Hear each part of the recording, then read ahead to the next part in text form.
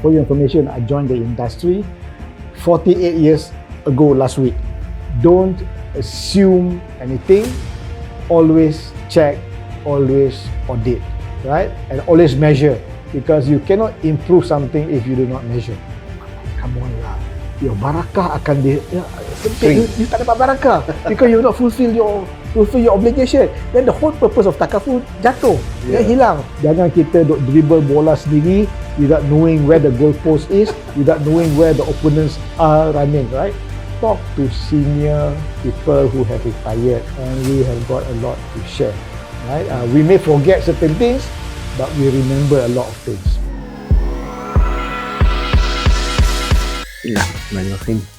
In the next podcast on the mercantile insurance case, we will delve into a critical aspects of the financial industry, insurance and takaful failures. As we explore the case of mercantile insurance Berhad failure in 1993, we aim to uncover the lesson learned from this pivotal event, which sparked regulatory supervisory reform in the Malaysian insurance industry. The impact of such failures reverberated for years, shaping the industry trajectory and emphasizing the enduring relevance of the lesson drawn from this event.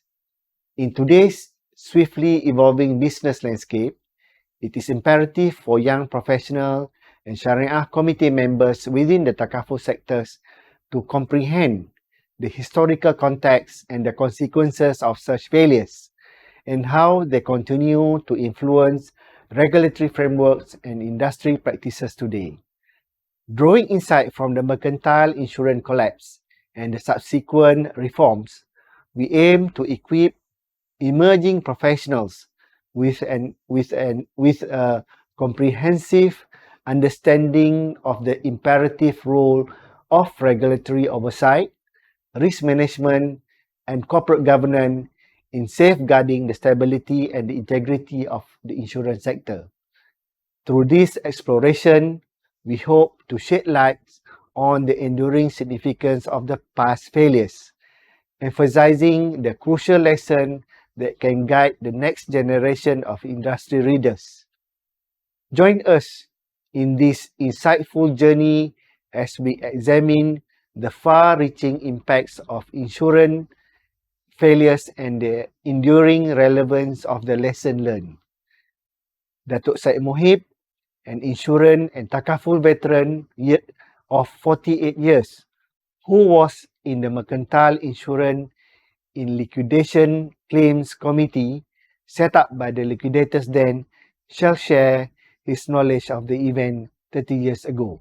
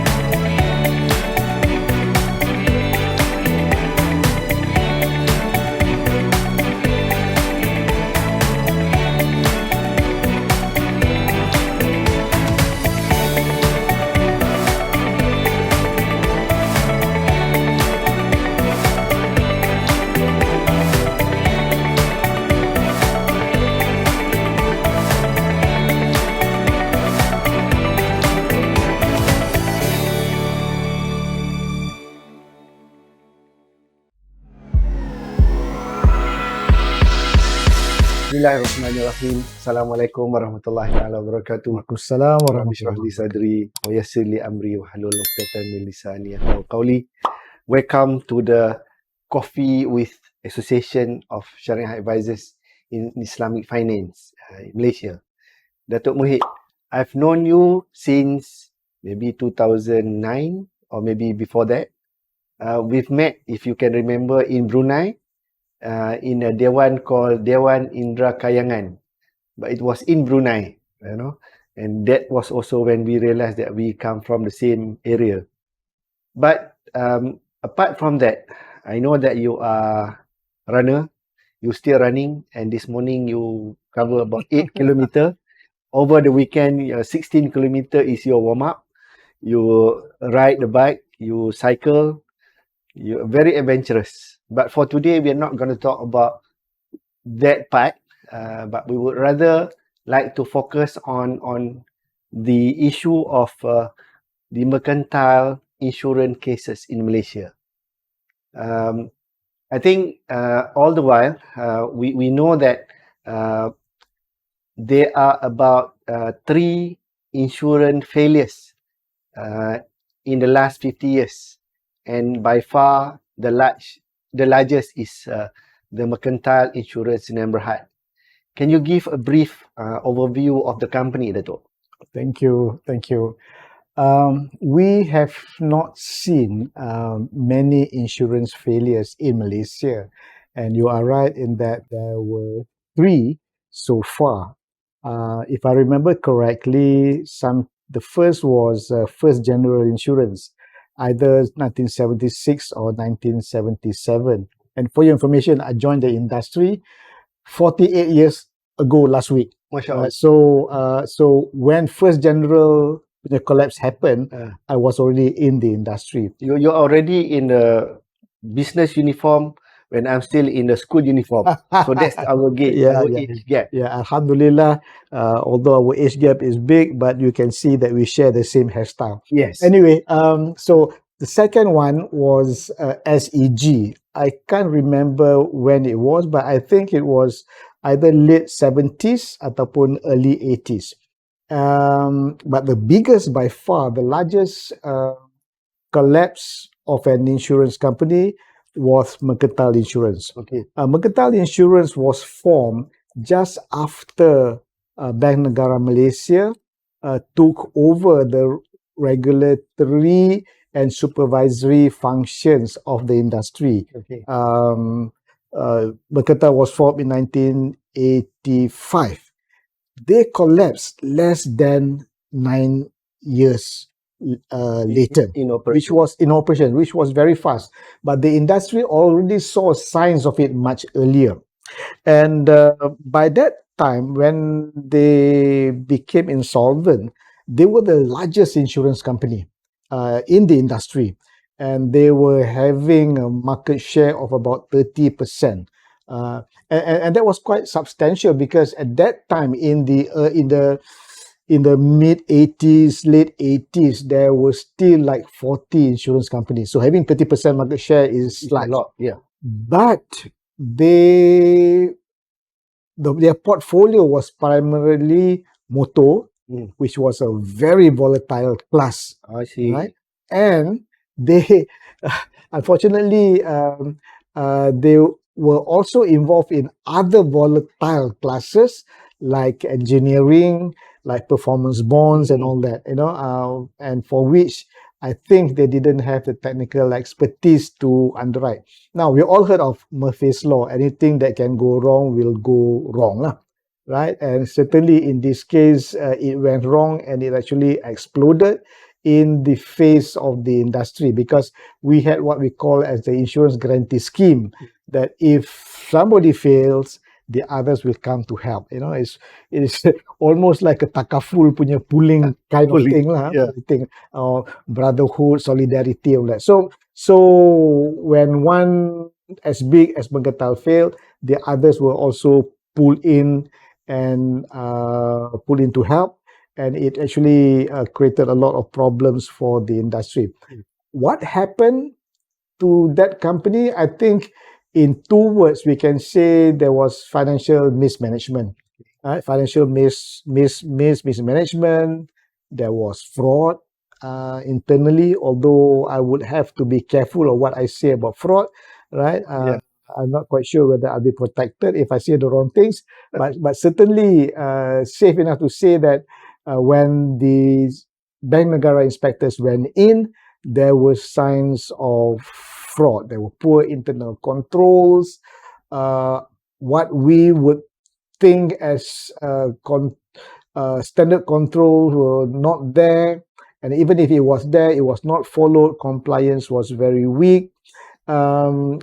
Risk management was unheard of, and it looked like everybody was having a fun time, having a party down there, without care for the skills and competency development of the people there. Jadi Murphy's Law, what can go wrong actually went wrong there. Okay. That's in short lah. Okay, Dato'. I think as a disclaimer, part of our sharing today is basically meant for ASAS members, number one. Number two, this would also serve as the learning curve for the industry players to understand what happened, Right. what went wrong.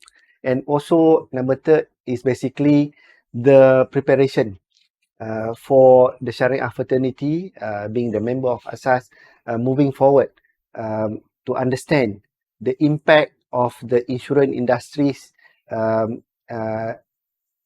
in relation to takaful as well. Right. Okay. Okay. You mentioned something just now that I would like you to go deeper. What do you mean when you say insurance failure, Dato'? Okay. The purpose of insurance is the protection of the financial well-being of their subscribers. Yeah. The purpose of takaful is to ensure that there is enough pool to support the unfortunate when something happens. Okay. So in other words, there is a need for sustainability of the pool, Okay. right?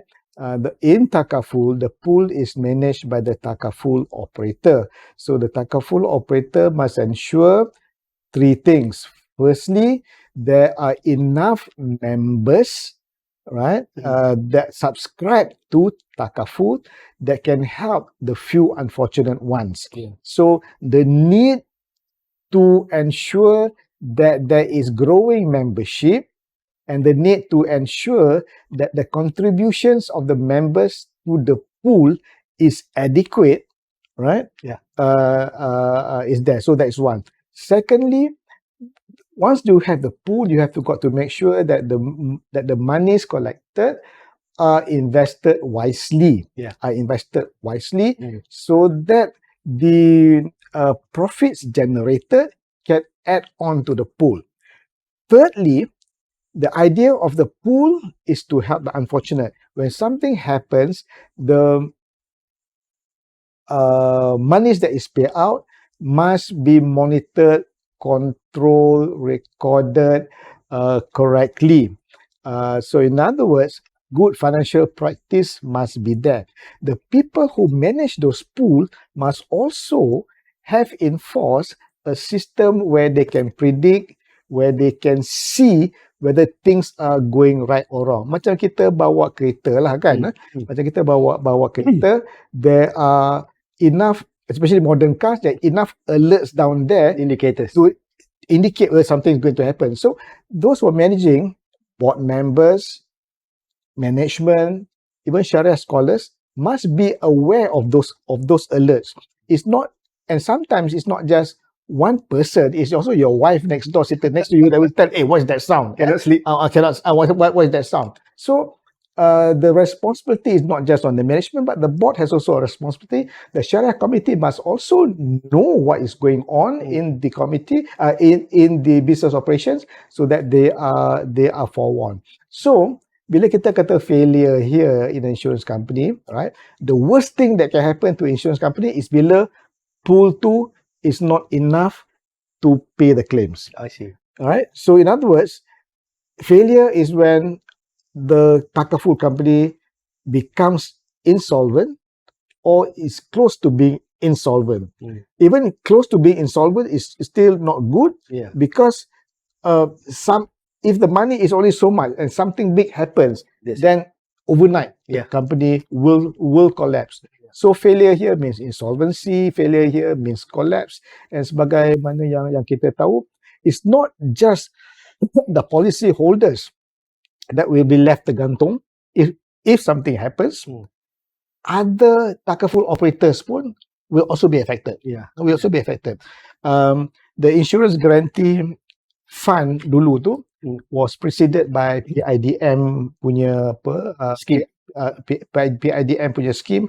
I can't initially the PIDM punya scheme was just conventional, and then subsequently it was there was an act that passed, or there was something that passed that included takaful operators pun.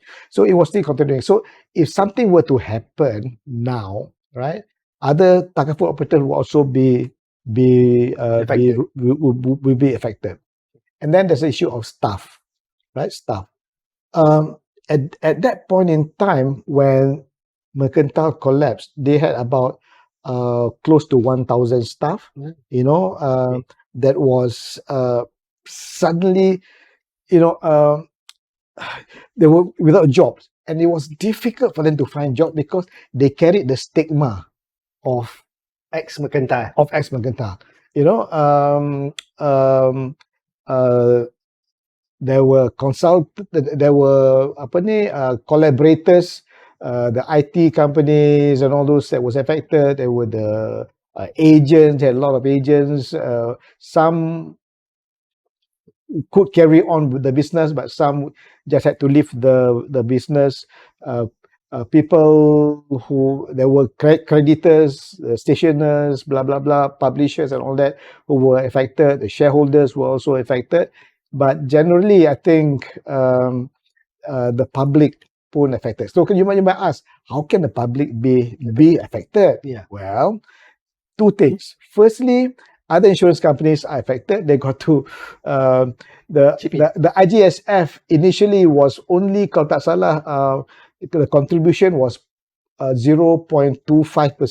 Subsequently, when the liability of Mercantile was known and had to be shared by others, the sharing of the others was 1.5 or 1.25, something like that. So it was like 4 or 5 times more than the initial. And thank you very much.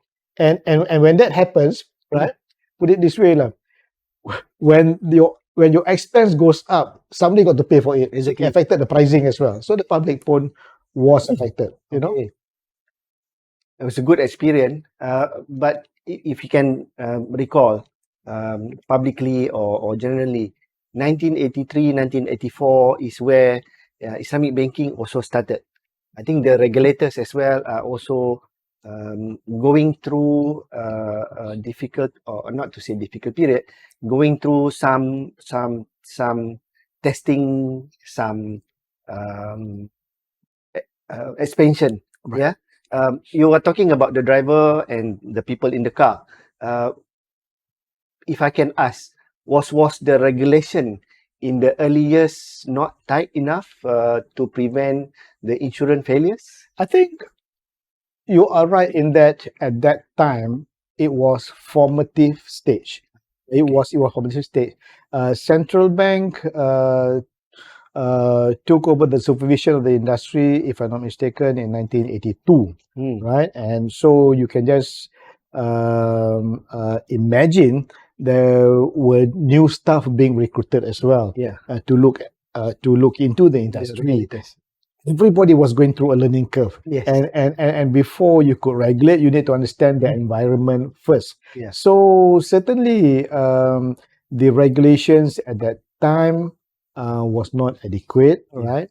We had the Insurance Act 1963 before that. Yeah. And what was happening was that as there was development in industry and as there was new learnings in the industry, there were incremental subtle improvements to the law. Yes. Guidelines came Yes, yes, yes, in, yes. apa ni,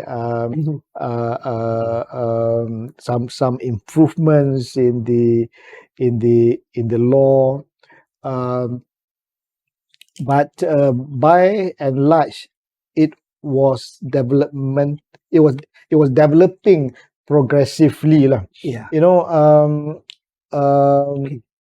and as you can and as you recall, um, going into uh, when the central bank took over 82, 1 year later there was a major update of the Insurance Act, and then after that, if I'm mistaken, 8 years later there was another update of the Insurance Act. So 8 years later, meaning 1993, 1983, 1991, right? Yeah. Mercantile was formed in 1985, but already in the 90s, Yeah. by the time 90s, there were signs of gaps Okay. in their management. So one may ask, wasn't the 1991 Crisis. amendment to the act enough? Yeah. But that was 9 years after 83, so it was actually a combination of all the learnings in the 80s. Yeah. Mercantile only formed in 1985. Jadi you are right. The laws then were just developing. It was still not enough, and there were many lessons that were gained out of what happened to this failure lah. Yeah. If we can try to relate with Islamic banking as well, Bank Islam was formed in 1983. They have monopoly period from 1983 to 1993.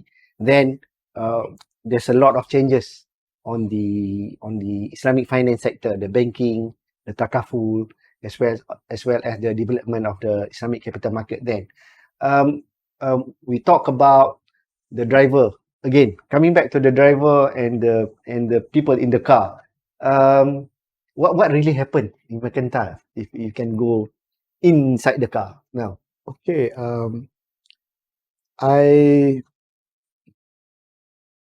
This is going back like 40 years ago lah. Okay. 40 years ago, but I can remember broad things. I can't remember the specific details. Yeah. And in 1985, the economy was booming. The economy was growing. Banking was developing very, very fast. I remember in the 70s, when I started work, I couldn't get a loan for the car. 70s, yeah. 70s, I get a loan for the car. 1976 was difficult to get a loan. And at that time, a Toyota Corolla only cost like 5,000-6,000. Yes. Even then pun nak dapat loan pun susah. You know, and I remember my first car was a second-hand car. I had to Corolla? borrow money. No. It was a Fiat. It was a Fiat. 040. Fiat 128. 128. Tapi tak apa. Italian job. Italian job, yeah. But the point here was that in the 70s, loan was difficult. But in the 80s, it was easier to get loans, and there were more cars on the road. Yeah. There were more cars on the road, and when Mercantile was formed, you know, in 1985, they saw that that was a quick way to get critical mass, although their choice of portfolio was not actually the best one lah. But they grew very fast because the motor market was growing because of banking loan policies. It was about the same time when we started Proton as well. About the same time, I think. Proton was in 90s. The Proton was in 90s. Proton was actually in late 80s. In the late 80s. Yeah. In the late 80s. No. Yeah. Okay, tak apa. Yeah. Proton was in the 80s, but bila I kata 90s tu, I just thought about Master Carriage taking over Mercantile. proton. Oh, Dia okay. hotel. Okay. And that is the reason why I thought of that lah. Tapi I Okay. talk to you about it later. Yeah. So anyway, as the number of cars were increasing, number of workshops were also increasing in tandem.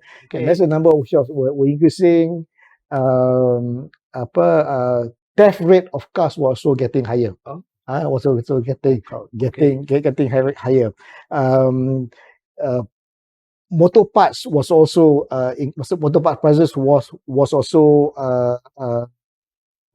increasing, and there were more accidents on the road. So from the early 80s, number of cars increased, theft rate was quite okay, parts prices was quite okay. Bila Mercantile came in, right, suddenly the other ratios came up. Theft rate went up, parts prices went up, blah, blah, blah. So I suppose when they did their calculations to go into motor, the motor claims experience was low. Yeah. Tetapi, but after they came in, these new things caused the motor rates to go up. Okay. Unfortunately, at that time, insurance companies could not do correct pricing. Yeah. You know, if you know that your cost has gone up, you can increase the rate. Yeah. Tetapi because of our tariff regime, we could not. Yeah. We could not. So they were a bit restricted. Why I say a bit was because there are ways and means to charge more, Yeah. but they were a bit restricted in doing correct pricing.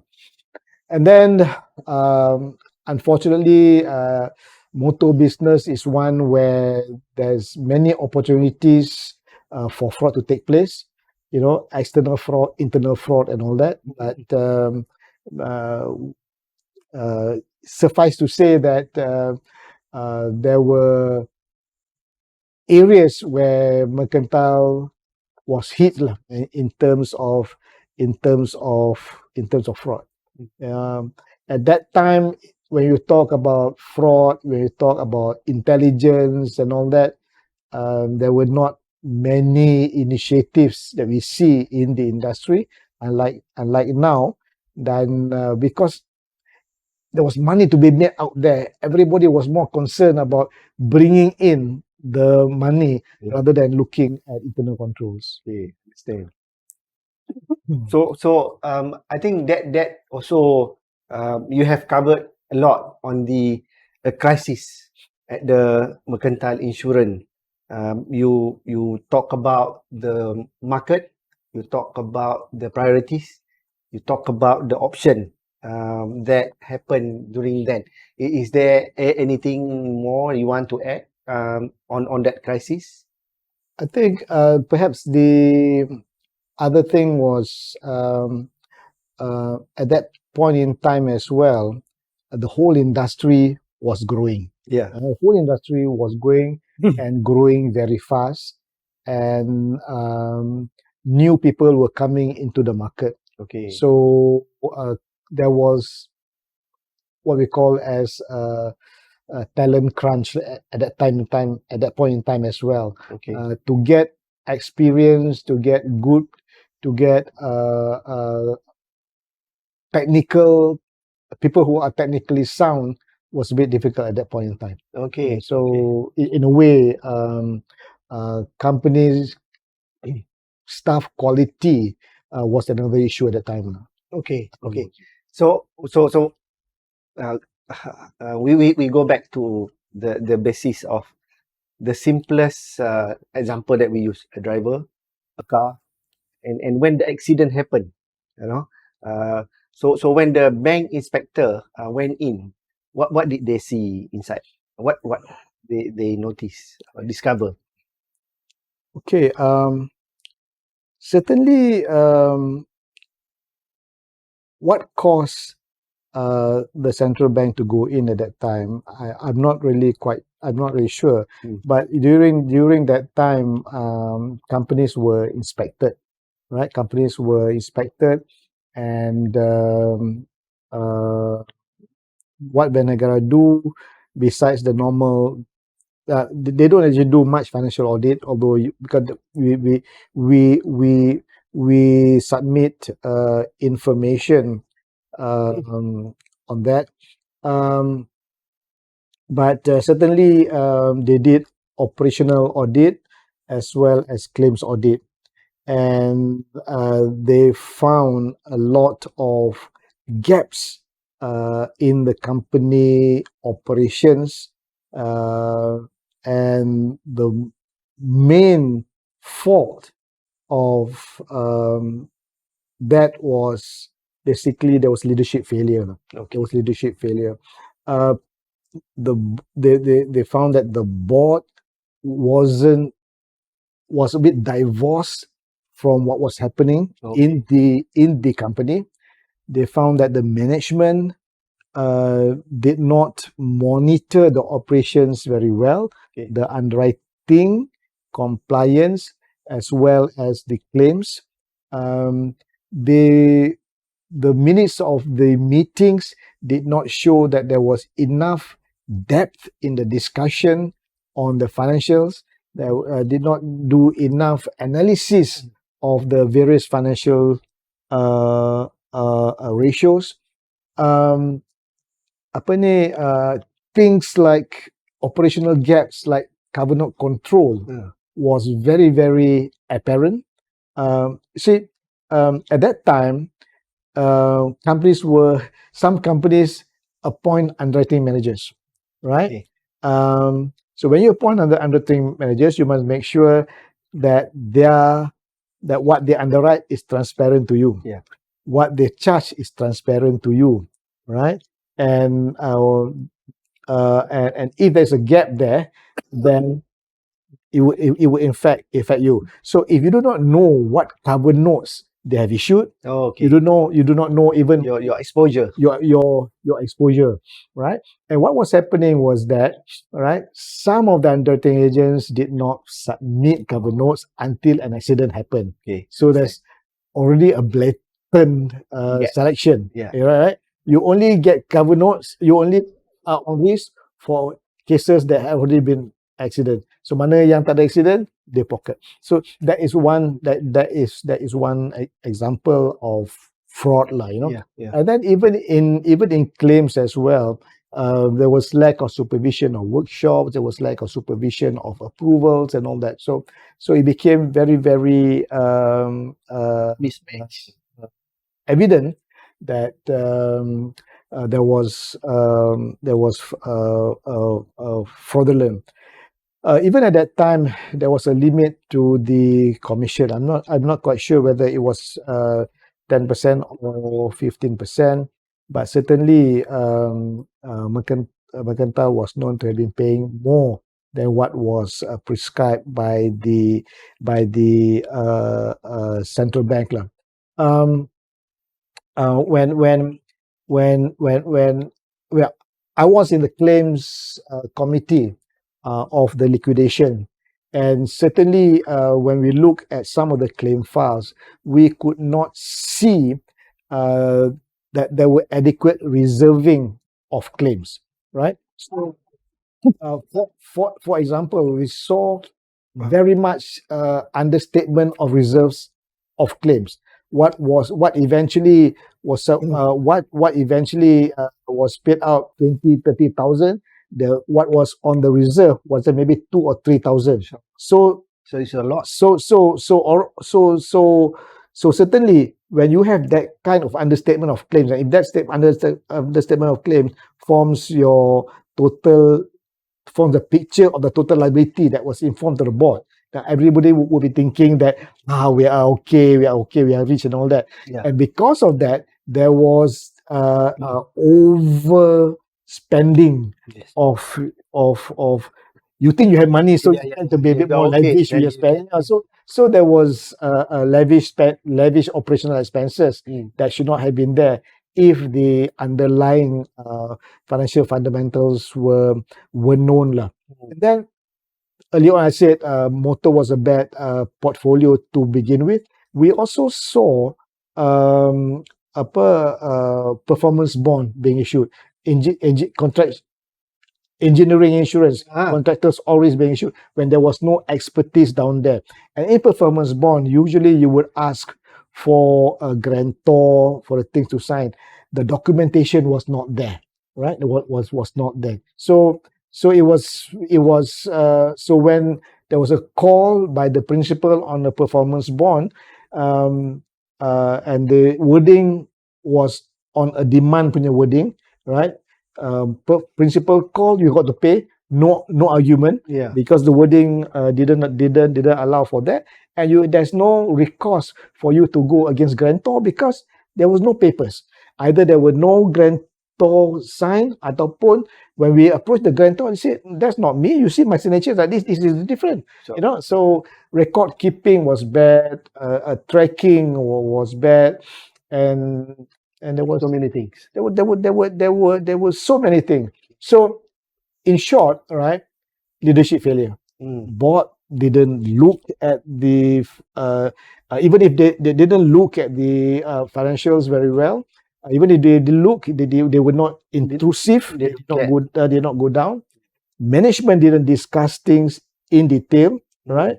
There was little records that discussions in meeting was in depth. There was when we eventually look at the papers that was submitted, that was also bad as well. The other thing was reinsurance. You know, there was no tracking of reinsurance recoveries, right? There was no tracking of reinsurance contracts. When we tried to get recoveries from reinsurers, we had a hard time doing the reconciliation work again because there was no submission of proper papers to the reinsurers. So that was another gap down there. And certainly, I think all this would not have happened if the people at every level were technically sound. So ICRA knowledge is very much right, important.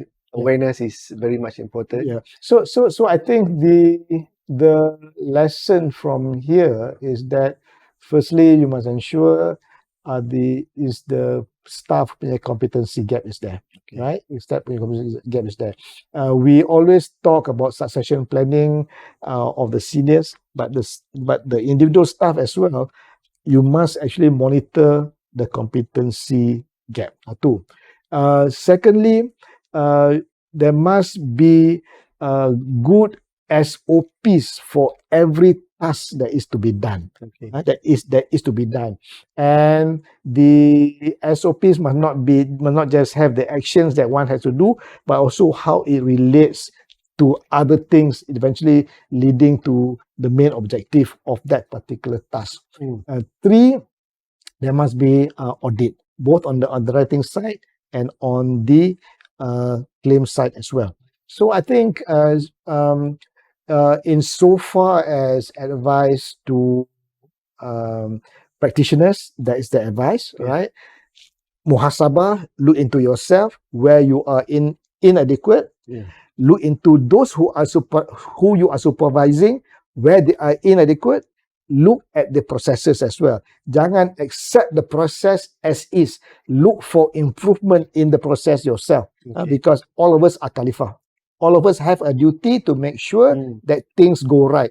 All of us have a duty to make sure that the right things are done right, and all of us have a responsibility to make sure that there is a better way of doing things. Okay, two. And then the other lesson for us is that, right, Sharia committee itself, right? It's not just talking about Sharia issues.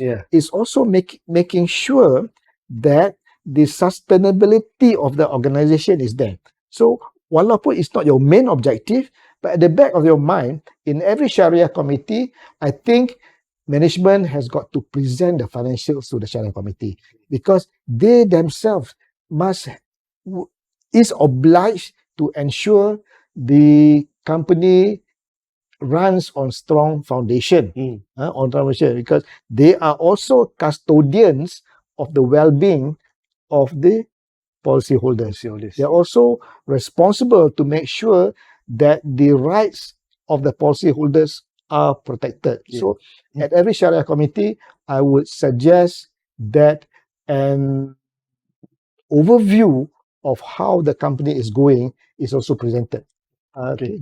Okay, so you have covered the accident, the inspector, the lesson learned. People must be wondering why ASAS, being the Association of Sharia Advisors, talking about insurance.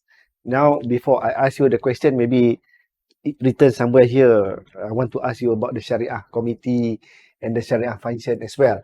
So, I'm sure that sorry, this has been 30 years.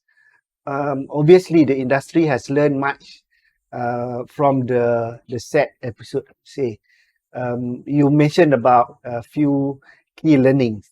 Um, Again, I would like you to remind the Sharia fraternity about the area that they need to cover, and there are lesson learned from insurance failure as well elsewhere that you can relate to these mercantile issues. Um, okay, insurance failure ataupun takaful failure lah. Yeah, Okay.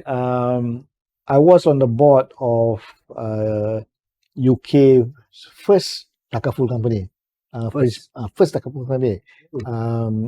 In the, kalau tak salah, the company was formed in 2007 ke 2008. Called Principal Insurance. There was Mat Saleh punya interest, there was Middle East punya interest, and MNRB. I represented MNRB, Malaysia National Re, on the board. But the company only lasted 3 years before it went into voluntary liquidation. Now, one would think that because there were UK interests there, right? What went wrong? Exactly. Right? What went wrong? That particular example was one where the portfolio mix was wrong. Portfolio mix was wrong. They only wanted to do motor, right? And that was from the outset. I mentioned that you got to have a balanced portfolio. After all, your target market is the Muslim market community. There's a lot of Muslim retail business, right? So why don't you go for general retail business, right? Work with affinity groups, work with Muslim cooperatives to go after that. No, but they decided to go after motor, and they decided to go on a direct basis, through advertising and calling in and all that. And so what happened was that the growth of the business was very slow. They did not get critical mass fast enough. They didn't build the pool fast enough to pay the ongoing claims. So shareholders had to continually pump in money in that area lah. So that was one reason, portfolio mix that can go wrong. So for Sharia committee, for the board, for management, always also monitor your portfolio mix. We always say that having more than 50% portfolio of motor business is bad, but we see takaful operations here having portfolio even bigger than that lah. So then you build your other areas as well. But of course, to build your other areas, you have to have the right expertise there. The other area that can go wrong is once you have decided on the portfolio, is your underwriting. Even within the portfolio, there are good risks and there are bad risks there as well. You must know what are the better risks to go after, right? to go after, and to go after that particular type of risk. Then you got to prepare your agents, you got to train your agents, you got to have your processes in place as well. So the recruitment of the right agents is also important as well. They and they've got to be trained. Um, Never go into a new portfolio without preparing the company. So entry into new areas, you got to be very very careful that you know that the practices in that area very very well, and you have the right expertise for it. Like for example, if you want to go into engineering, if you want to go into boiler insurance, you must know the structure of a boiler very, very well, what can go wrong with it, what kind of boilers, where and how, and what kind of incidences that contribute to it, etc., etc. So that then so that then your marketeers and your underwriters would know what to do as well. And always be careful if your business is growing too fast. You know, because when your business is growing too fast, it could be because of lax underwriting, right? You may want to go into workman's compensation if because of certain trades giving you big premiums. But what's the point of going for those in the timber industry with a big premium if the risk is high? Um, of course the area of claims is something that can hurt you if you are not uh, observing tight internal controls. So I think there are 101 lessons that we can gain from Mercantile, and we can list it down. But to talk about it now is a bit difficult because a lot of things went wrong at Mercantile. But the quick thing here is that underwriting claims has got to be watched very very carefully. One, and two, your reinsurance program, right? Your insurance program is your savior if something were to go wrong. Jadi make sure that your structuring of your insurance program is correct. Make sure that you actually understand how to how to structure an insurance program. And then make sure that the documentation to the reinsurance is correct and full. Regular submissions, discussions, update to the insurance is very very important, because the reinsurance give you the underwriting pen. So the more that you communicate with them, the better that they know you. And when they know you, then there'll be more flexibility in the insurance structure, and there is also better opportunity to negotiate for better reinsurance pricing as well. So kalau you were to ask what are the key learnings, reasons for failure, is basically don't assume anything, always check, always audit, right? And always measure, because you cannot improve something if you do not measure. Okay, I understand. I think you mentioned about the requirement or the needs for the Syariah committee, for the Syariah fraternity to be versatile. I think that is also why the task given to ASAS in 2017 to crossbreed through our CSA CSP program. We cover more technical to the Syariah trained or Syariah educated scholars, and we cover more Syariah matters to the technical people in the like of lawyers, accountants, engineers, and everything. Going a bit out from mercantile issue, you are talking about you must know deep and understand widely the area that you want to explore. People are talking about ESG. People are talking about VBIT. Now, do we have enough knowledge? Do we have enough people and also team to talk about biotech, to talk about data science to talk about, the new area, including the question whether Islamic finance is moving toward maqasid or beyond that. What's your take up on that, Dato? Well, fortunately, we are in the takaful business, and everything that we do actually berlandaskan kepada, or rather is aimed towards achieving the maqasid. Correct. Right? So, but your question is whether or not to me, your question is whether or not we have the people who are knowledgeable in the new areas to be able to share this with the others in the industry, in the companies, in the operations. I think MTA is taking the driver's seat. MTA is very, very clear about what what they want to do. Yes. In terms of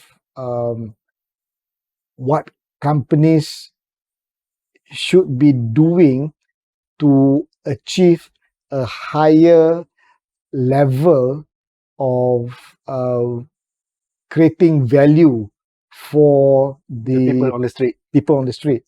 And MTA has also put in a way to measure the development towards that, because like macam kita kata tadi, if you don't measure, you do not know whether you are improving.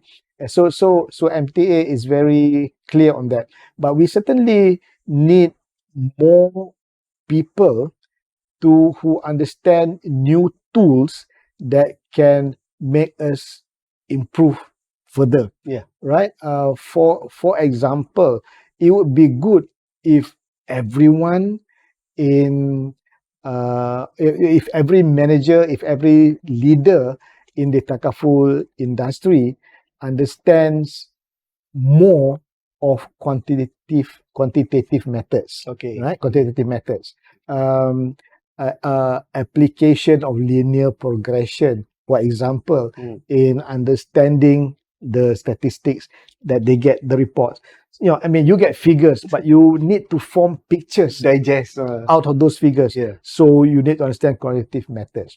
And after you understand the quantitative methods, there may be a need to actually devise certain simple programs to make work easier for you. So you might need to understand a bit of coding as well. Yes. So that then you can understand that. Jadi we need to train our people in those areas, and I think that is where perhaps takaful companies can do better, right? We are not looking at the new sciences. We're not looking at the new applications that can help our managers, our people to do their work faster and more efficiently. That's one. Secondly, in any the success of any VBI initiative is also dependent upon the public as well. Yeah. Right? Kalau tidak tu macam tangan tepuk sebelah, tak boleh. So you must be. So the public itself needs to understand what the company, what takaful operators Are moving towards. are moving towards and all that. So we are seeing growth rate in the takaful side that is more than the growth rate on the conventional side. Yeah. And the thing is, are we happy with that? I think more can be done, right? Because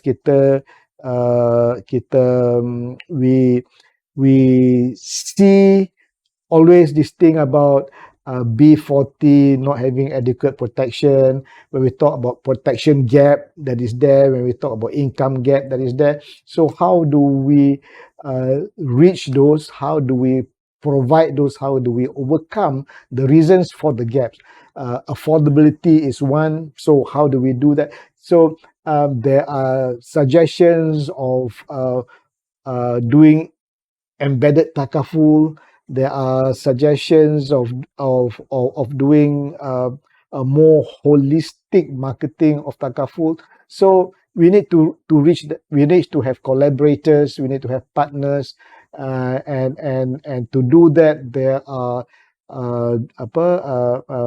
delegated ledgers that can be put into a blockchains that can be used as well. But we are not using that yet. But to do blockchain, you need partners, and to have partners, you need a bit of investments as well. Yes. And the decisions to invest in that usually rest with the board. Yeah. Right. So the board themselves need to change.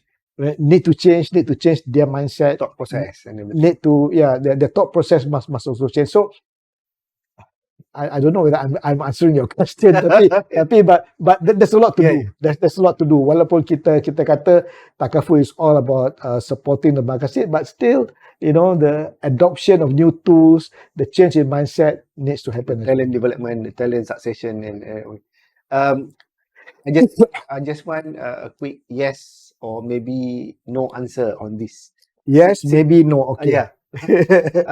We have now a combination of Sharia academician or Sharia trained Sharia committee, and also the technical trained Sharia committee under Bank Negara now. Do you think we need to have the third component, people with data science, people with engineering in the lineup of the Sharia committee? Do you foresee that for us to move forward addressing the future needs? Well, yes or no. Maybe I say yes and no. Okay. Right. It would be why I say yes.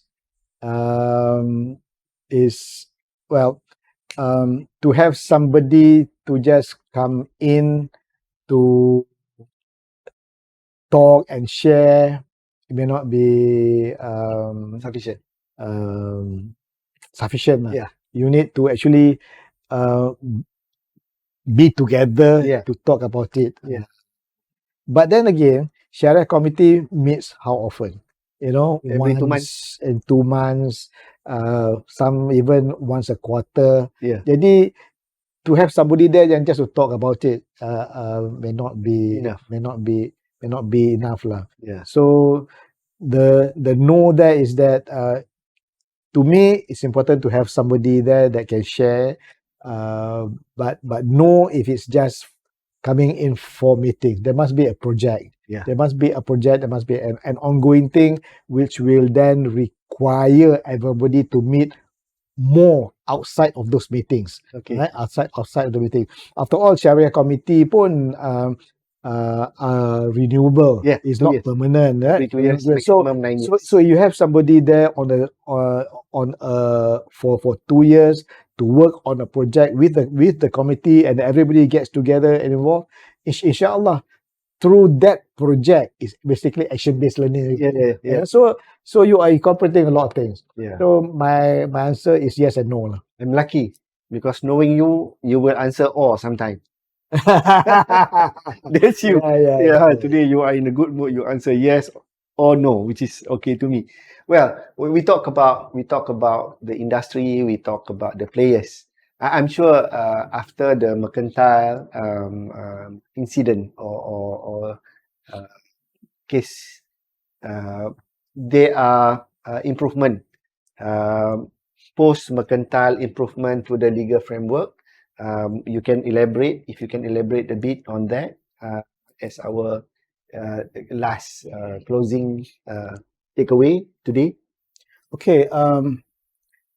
Well, there were some changes. There were a lot of changes to the law, in terms of underwriting practices, in terms of claims practices, even claim settlement practice pun has evolved, and there's been a few guidelines in that respect. In fact, there's one discussion paper on claim settlement practice that was put. I'm not quite sure what the response was from the industry lah, but it's those things that is evolving. Yeah. What was very, very clear was that the dulu you could have underwriting agency, and the underwriting agency can recruit, you know. Yeah. So after that, there was only a single tier agency structure. Although now you have what is known as a corporate. I forgot what the term is. LOC or LAC. But certainly, the change in the from multi-tier to single tier was there. And then one other change was the number of principals that one can have. For general takaful as well as conventional, you could only have two. Tetapi, but people are very creative. You know, they appoint their brother, their sister, and suddenly you see dekat Taman Melawati, you know, wakil agents for conventional dengan Takaful. companies, and there's like 6 names down there. Yeah. So but the rule is there. The rule is there, and I think Bank Negara punya new guideline professionalizing insurance and takaful agents that will come into force 1st of January 2024. There'll be more strict. They'll be more strict in that particular area. It's taken a lot of time. And lepas tu pun agency commission was reduced. Yeah. Dulu you could have PA as much as 55%, 55%. You know, some companies even pay 60% because the claims ratio was low. So they were, and but after that there was a reduction, you know, some 25, some 15, and then motor is 10. So there was that reduction. There was also limit to management expenses. There were guidelines on directors, you know, what a director's role should be, and the various committees that needs to be formed inside there. There were guidelines on motor fraud. So there were a lot of positive things that happened, and of course all the learnings eventually came into a new law, which is the IFSA. Alhamdulillah. I think we have covered quite a lot, Dato, on that part. I think we have this last question that I want to ask. This is something again, ASAS. I will always bring you back to takaful, Dato. Yeah. What suggestion would you have for takaful companies? For example, the board and the management on what to look at to ensure adequate monitoring of solvency. Well, we have 10 fingers, so they count one by one. The regulations are there to protect policyholders. Of course. The regulations are there to ensure sustainability. So firstly, on my big thumb here is ensure regulatory compliance in all areas. Even though it might be difficult, even though it might be costly, you know, the rules are there to ensure that business continues, that business prosper. To understand financial ratios, right? Understand financial ratios, report financial ratios. Board and Sharia committee understand what those financial ratios mean. Not just what they mean, but also be aware of what the threshold should be that would prompt you to ask more questions for you to wake up. Ensure that you already know what questions to ask in those areas. Kalau tak tahu, you know, ask ASAS. You know, ASAS can organize a training program for you. And then the other thing is very, very important is capital adequacy, right? There is a risk-based capital ratio that all companies must comply with. There is already an alert, and then what the management action should be if things do not go right. Make sure that you understand the basis of the RBC, what are the components that adds to the calculation, so that you know, kalau you tweak this one, what will happen there? If you tweak the other one, what will happen there as well? Then once you have a picture of that, then you can be assured that your capital adequacy would be protected. Yeah. Two, two more on my left hand is investment portfolio. Banyak it is more than just ensuring whether you are halal or not, but it's also making sure that the returns you get is there. But of course, all this is guided by your investment guideline, right, which is decided by the investment committee, approved by the board. So Sharia committee members may not be contributing much to that, but at least understand where the thinking is behind that lah. You know,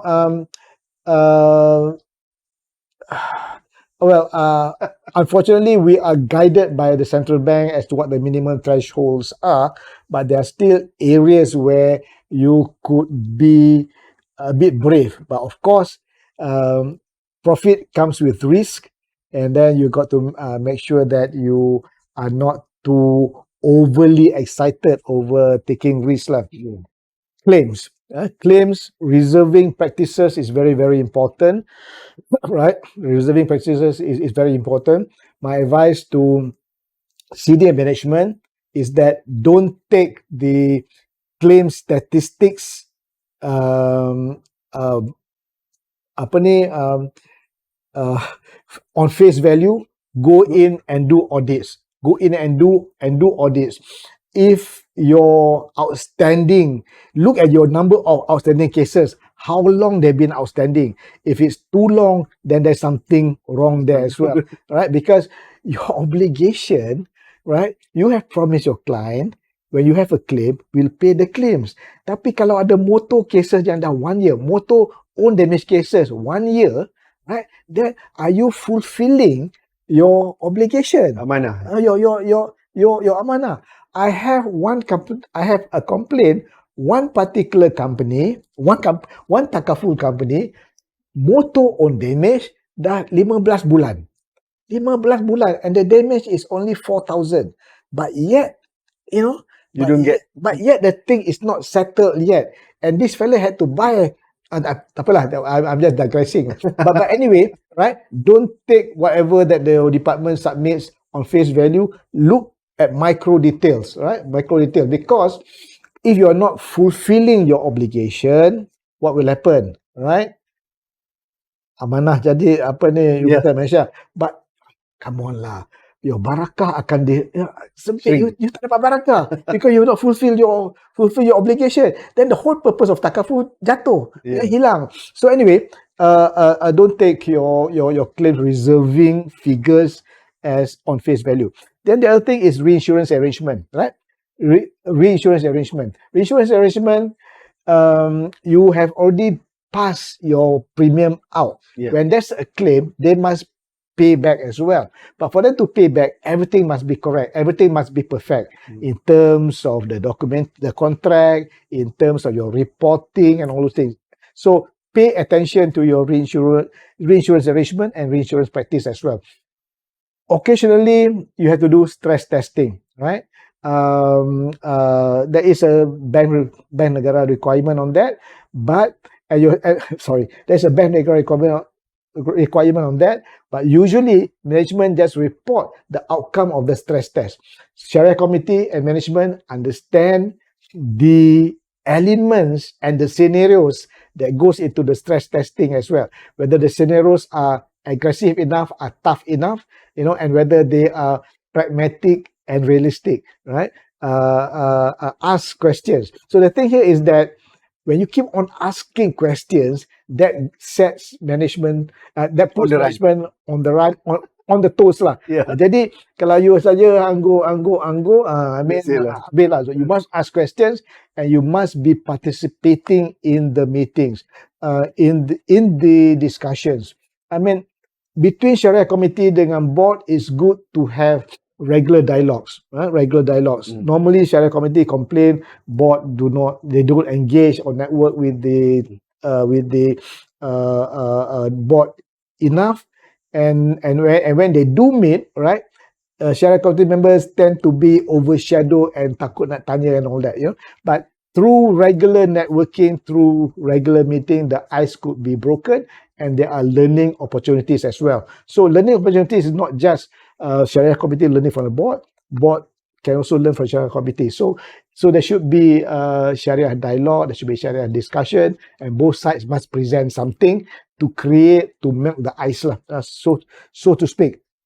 And then the other thing is 9, regulatory filings and disclosures. Usually management submit some filings to Bank Negara, right? This is not normally discussed to the board, discussed with the Sharia Committee. It would help if some overview of what you submit is also shared with the board and the Sharia Committee. The whole idea of Sharia Committee is to get Sharia Committee more involved with what is happening at the ground.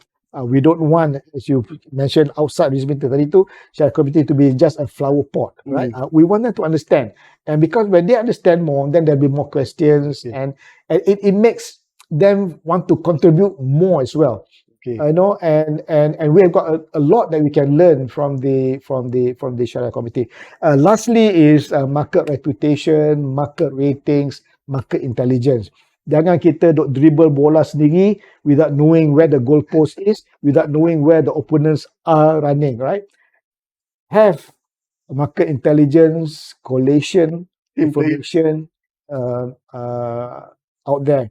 Understand what is happening, understand what people are avoiding, so that then you know. Kalau you might just be swimming in a pool with some crocodiles lurking beyond, whilst others are swimming away in the other direction. Jadi keep in touch with what's happening in the markets, and in keeping in touch with the market, talk to senior people who have retired, people like me, right?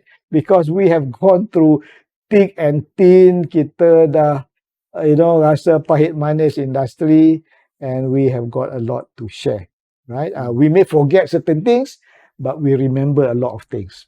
I purposely cut my hair and my beard shorter so that I can look younger, But I shine more. Yes, of course. You are what people say. Apa dia kata? Young old man. Okay. There's a new term called young old man. All right. I don't mind kalau you say that, tapi kalau my wife say that, then I'll be very, very. Okay. Try to relate just a little bit of something that you mentioned between the connection between the board directors and the Sharia Committee. Again, either yes or no answer. Don't take no. Don't say okay.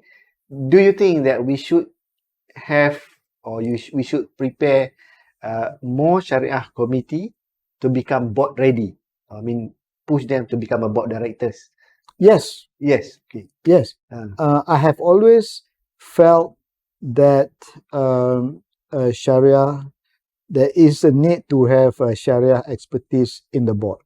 I have always felt that it would help takaful operators if there was also a learning path, a succession path to the board.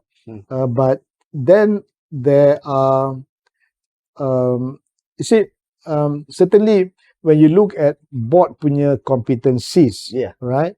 One of the items there would be Sharia lah, but the board itself puts, some boards may put a low need for that particular component. And I think that is only because board tend to have a narrow view of what Syariah or Committee. what a Sharia committee or what Sharia expertise can contribute to. Yeah. Contribute to. Yeah. And I think this is where my suggestion just now of more networking first, more opportunities for them to meet, and more opportunities for them to engage. That that will then open up the mindset of the board members to where Sharia committee members can contribute more. Okay. And at the same time, Sharia committee members put through that engagement can learn more in preparation. But it's very important that when this opportunity of engagement is there, there must be Proper engagement. communication. Jangan duduk diam. Because people will not know you if you sit in one corner. People will know you if you are in the center of the hall and talking. Yeah. Right? So Sharia committee members must come out of the shell and expose themselves. So the difference between ada and wujud, you are there and you are present. Sometimes you are there, but nobody noticed that you were there. You need to be present. You need to be connected with the surrounding, and you need to project yourself for that matter. So okay, Dato'. Thank you very much for your input. Thank you very much for your sharing. I'm sure this is just a beginning of more session to have with you. Again, you have a lot to share. You have a lot of honest opinion to give. There's a pantun in Malay, if they can translate later on. Gua bukan sebarang gua. Gua bukan sebarang gua. Gua banyak harta pusaka ibunda. Tua bukan sebarang tua, tapi tua yang banyak ilmu di dada. Yeah. In English, I would say you are young old man, but in Malay, I still respect you as someone that's senior to me. I'm sure that you are also a tall signboard in the highway of takaful and in insurance, and also in Malaysian Islamic finance fraternity. Thank you very much. May Allah bless you and bless all of us with the ilmu that you share, and Allah keep us healthy so that we can continue to contribute, and insyaAllah we can also see the next level of Islamic finance in our lifetime. InsyaAllah. Wabillahi taufiq wa hidayah. Assalamualaikum warahmatullahi taala wabarakatuh. Oh, sorry. If you have any conclusion, Dato'? Just nak jawab balik pantun tu lah. Pantun saya 2 rangkap saja. Daun selasih, pucuk paku, terima kasih, thank you. Okay. Alright. Thank you very much, Dato'. Okay. Bismillahirrahmanirrahim. Takaful operators should be concerned about solvency, just like conventional insurance companies. Solvency is a critical aspect of the financial stability and viability of any insurance or takaful operation. Ensuring solvency is essential for meeting policyholders' obligation, maintaining confidence in the market, and complying with the regulatory requirements. The discussion just now touches on why takaful operators should prioritize solvency. Number 1, policyholders' protection. Solvency ensures that takaful operators have the financial resources to fulfill their obligation to policyholders.